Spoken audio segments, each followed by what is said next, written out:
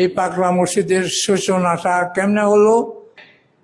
2 নম্বর, পাগলা মসজিদ কেন হলো, কখন থেকে হলো? 2 নম্বর।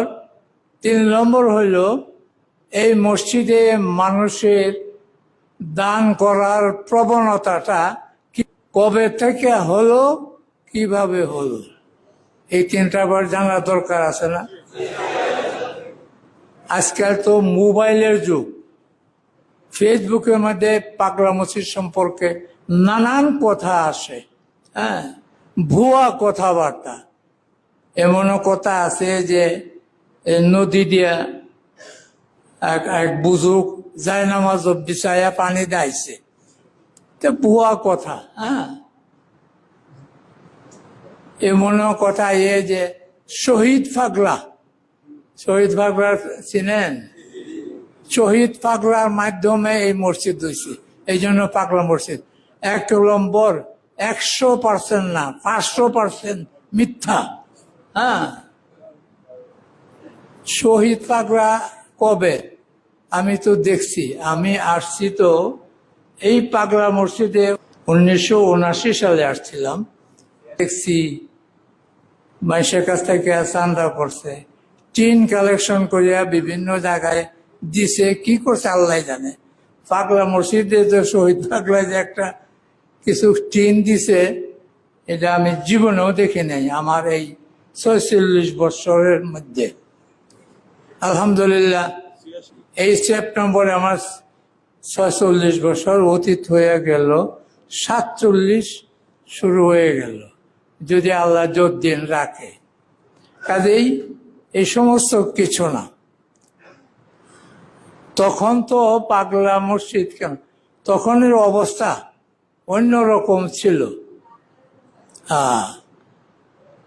গুরুদয়াল কলেজের প্রফেসর জিয়াউদ্দিন সাহ, আজ থেকে 50 বছর আগে উনি একটা লেখা দিছিলেন। উনি বলছিলেন যে 250 বছর আগে এই পাগলা মসজিদের সূচনা হয়। 50 বছর, এখন আরো 50 তাহলে 300 বছর আগে হইল পাগলা মসজিদের সূচনা। 300 বছর এটা খুব বেশি মনে হয়? 300 বছর, 100, 200, 300, আমার এই বয়স এখন 80 চলছে। হ্যাঁ, 300 বছর কি? 300 বছর আগে এটার সূচনা। সূচনাটা কেমনে হলো এটা আমি বলতেছি। এটা একটা ছোট্ট একটা টিলার মতো ছিল। হয়বতনগরের জমিদার বাড়ি, তাদের প্রপার্টি ছিল। কথাটা লক্ষ্য করেন, বাস্তব কথা এগুলি। আল্লাহ বোধহয় কথাগুলি বলার লাগেনি আমারে এখনো বাসায় রাখছে, কবে যেন চলে যায় জানি না। এটা দেওয়ান বাড়ির, অর্থাৎ হয়বতনগর জমিদার বাড়ির প্রপার্টি ছিল। এই টিলাটা ছিল সোয়ারিঘাট। তারা এখানে আইসা নৌকায় উঠে বিভিন্ন জায়গায় সায়ের করত। হ্যাঁ, আগে তো এমন ছিল না, খরস্রোতা নদী ছিল, চতুর্দিকেই পানি স্রোত। আমি নিজে দেখেছি ভাটি, এই মিঠা বন, ইটনা বন, আরো যত বন আছে ভাটি এলাকায়, সেখান থেকে ডাইরেক্ট নৌকা নিয়ে মহিলারা আসছে পাগলা মসজিদে। পাগলা মসজিদে মহিলারা নৌকা দিয়ে আসছে, নৌকা দিয়ে গেছে। এখন তো পানি নাই। সে যাই হোক, এই টিলার উপর আমাদের অফিসে কিছু কাগজপত্র ছিল, এখনো আছে কিনা জানি না। এই কাগজপত্রে বোঝা যায় যে এই টিলার উপরে একটা মসজিদ হলো। তারা জমিদার ফ্যামিলির, তারা 2 জন মহিলা একটা ছোট্ট মসজিদ দিল। কেন দিল? এটারও একটা কথা আছে। হয়বতনগর এখান থেকে খুব বেশি দূরে না, তখন তো এত মানুষের সমাগম ছিল না, সেখান থেকে আজান শুনতো ওই টিলার উপরে, তারা আসতো, আয়া কোনো মানুষ পাইতো না। হ্যাঁ, তারা কি করলো, এখানে যে আজান হয় মানুষ নাই, এই জায়গাটা আমাদের, আমরা এখানে একটা ছোট্ট মসজিদ আমরা দেয়া দিই। এই দেওয়ান বাড়ির তারা এখানে একটা মসজিদ দিল। তখন তো এত কিছু ছিল না, এই কোণার মধ্যে ছোট্ট একটা মসজিদ ছিল, দেওয়ান বাড়ির তারা দিছে। এরপরে মসজিদ আলহামদুলিল্লাহ তো হইল তখন প্রায় 300 বছর আগে। যারা দিছে কাগজে পত্রতে নাম আসে দেওয়ান আয়শাদাত খান, আর একটা নাম আছে দেওয়ান জিলকদর খান। তাদের প্রপার্টি ছিল সুলাইকা মাঠ, তাদেরই প্রপার্টি ছিল। এই দেওয়ান আয়শাদাত খান, জিলকদর খান জমিদার ফ্যামিলি, দিনদার ফ্যামিলি, আল্লাহওয়ালা ফ্যামিলি ছিল। হ্যাঁ, সেখানে মৌলানা আতার আলী রহমতুল্লাহ আলাই ছিলেন প্রথম। এই তারা চিন্তা করিয়া এই টিলার মধ্যে ছোট্ট একটা মসজিদ দিল। এখন পাগলা মসজিদ কেন হলো, পাগলা কেমনে হলো? এই দেওয়ান আয়শাদাত খান, দেওয়ান জিলকদর খান, এই দুই মহিলা, তাদেরকে সাধারণ মানুষ পাগলা বিবি ডাকত। কেন ডাকত? এরা আচার আচরণ আল্লাহওয়ালা ছিল। হ্যাঁ, এই কারণে সাধারণ মানুষ তো পাগলা বিবি।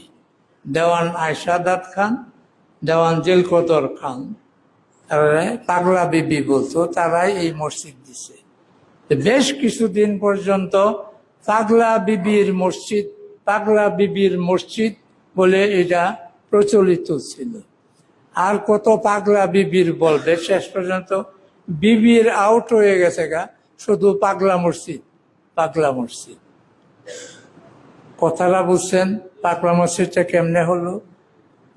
এই দুই মহিলা পাগলা বিবি বলতো, পাগলা বিবির মসজিদ, আর পাগলা বিবির আর কয় না, পাগলা মসজিদ, পাগলা মসজিদ, এই চললো।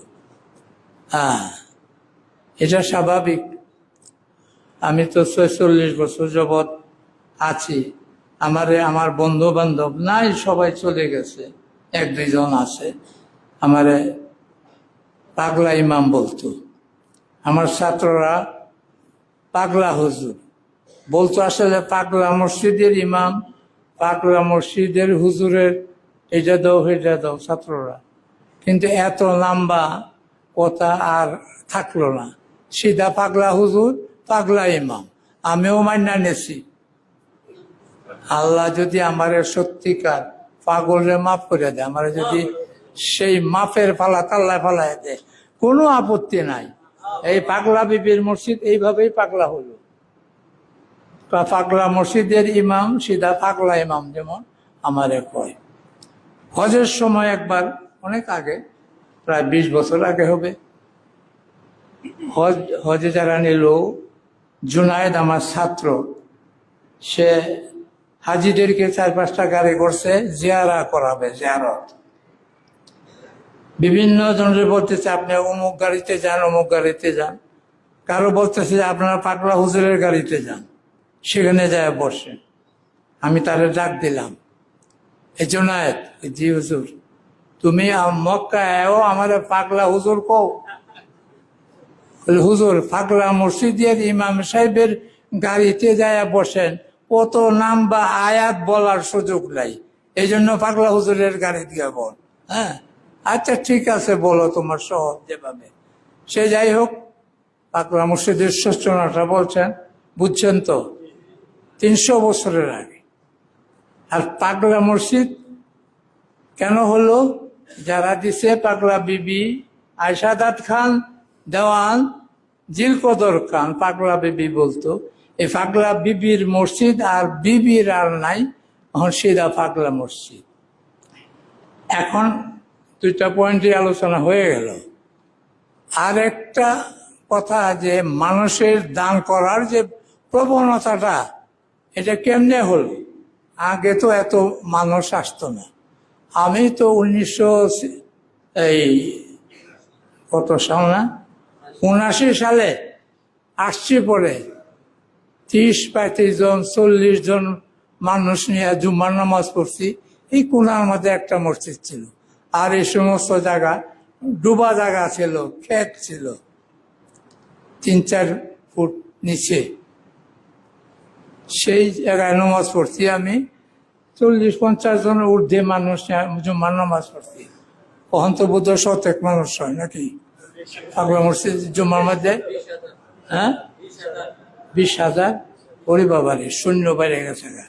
সে যাই হোক, হ্যাঁ, এই পাগলা মসজিদ তো আগে এই যে মানুষ যে দান করার প্রবণতাটা, ছোট আছেন সময় তো মানুষ কম, কিন্তু এই প্রবণতাটা আরো আগের থেকে। দেওয়ানবাড়ির, হয়মতনগর দেওয়ানবাড়ির লাস্ট জমিদার, ওনার নাম ছিল মান্নান দাদ খান। কি নাম? মান্নান দাদ খান, হয়মতনগরের লাস্ট জমিদার।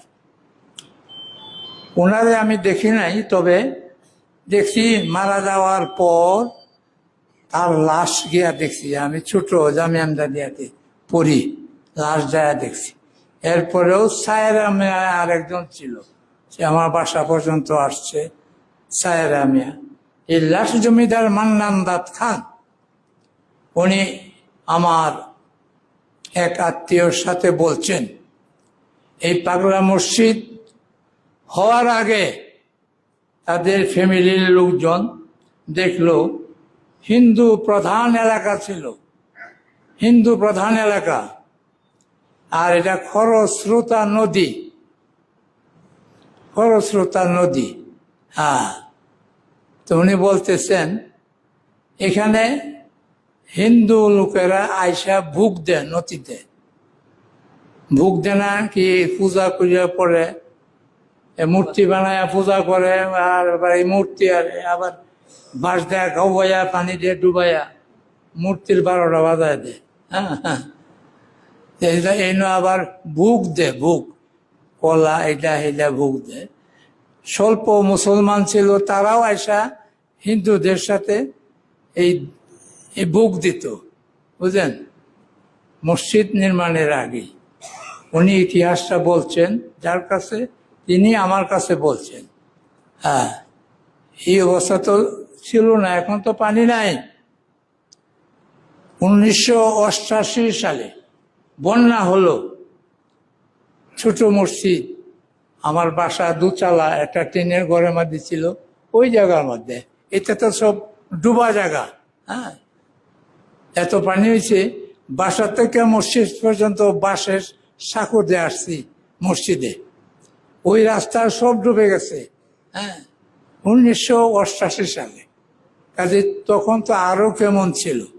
হ্যাঁ, মান্নান দাদ খান বলছেন এখানে মুসলমান যারা আছে, স্বল্প মুসলমান, তারা হিন্দুদের সাথে আইসা ভোগ দেয়, হিন্দুরা যা দেয় এগুলি দেয়।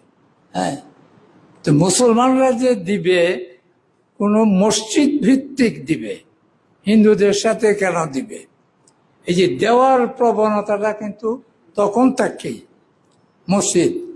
মান্নান দাদ খান বলছেন যে এটা মসজিদ হওয়ার আগে এই গোটা কিছু মুসলমান যারা ছিল হিন্দুদের সাথে হিন্দুদের প্রথা অনুযায়ী ভোগ দিত।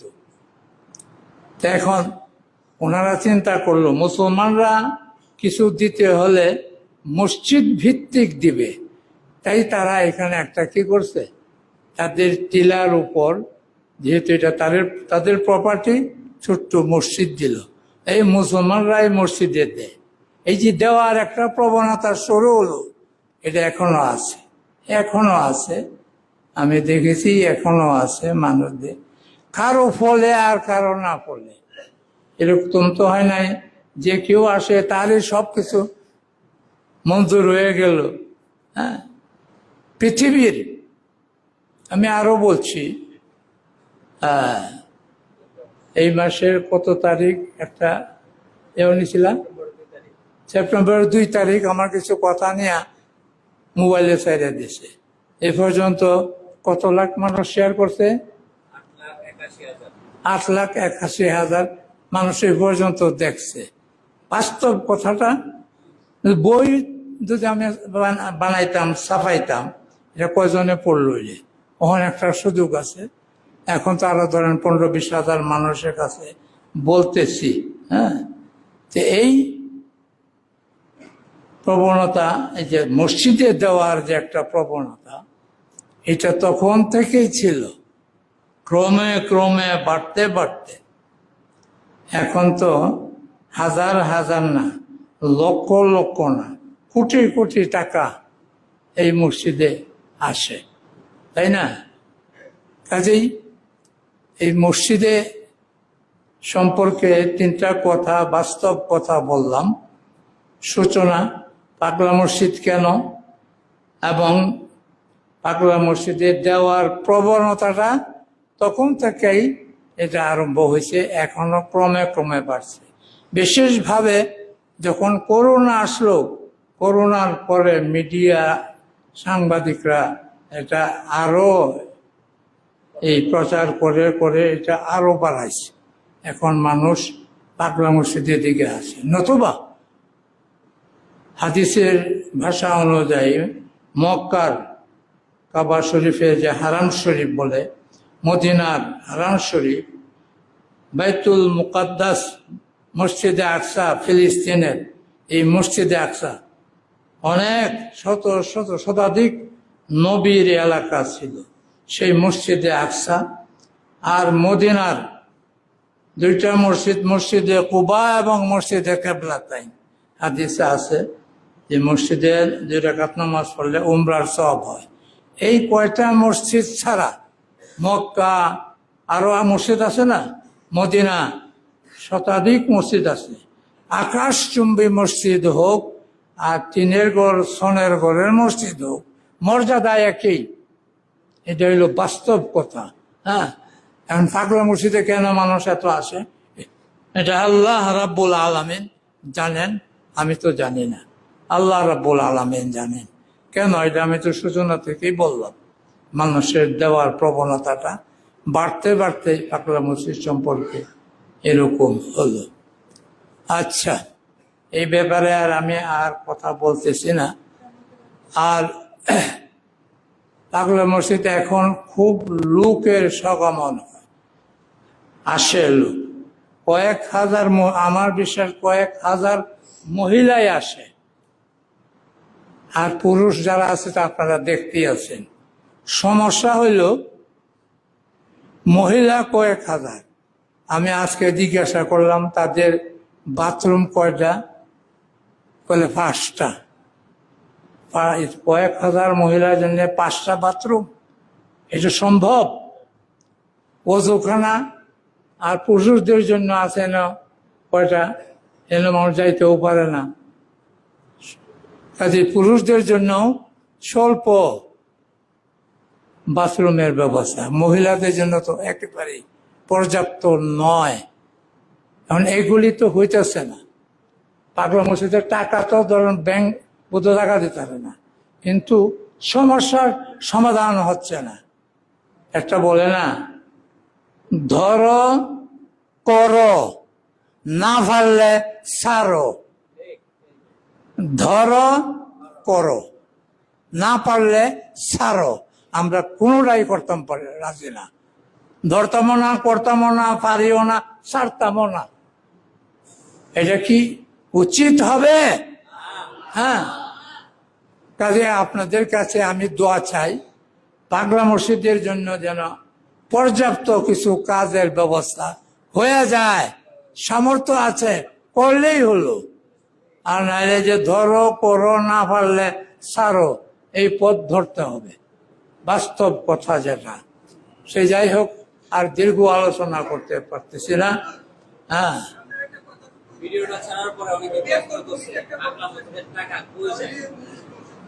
পাগলা মসজিদের টাকা কই যায়? আমাদের মসজিদ কমিটির সভাপতিকে জিজ্ঞাসা করো। কোথায় যায় না, সব ব্যাংকে জমা হইতাছে। কোথায় যায় না, কিছু করা হয় না কেন? এই যে মসজিদ কমিটির সভাপতি আছে, তাদেরকে জিজ্ঞাসা করে। আমি বললে তারা তো গুসা হইতারে, গুসা করে লাভ নাই। সে যাই হোক, দোয়া করেন যে পাগলা মসজিদে মানুষ দান করে, সেই দানের যেন সুব্যবস্থা আল্লাহ কইরা দেয়। সেই দানের মাধ্যমে আমার সাথে তওবা ইস্তেগফার করেন। প্রতি শুক্রবারের একটা বিশেষ আমল আমার। তওবা ইস্তেগফার ছাড়া মৃত্যুবরণ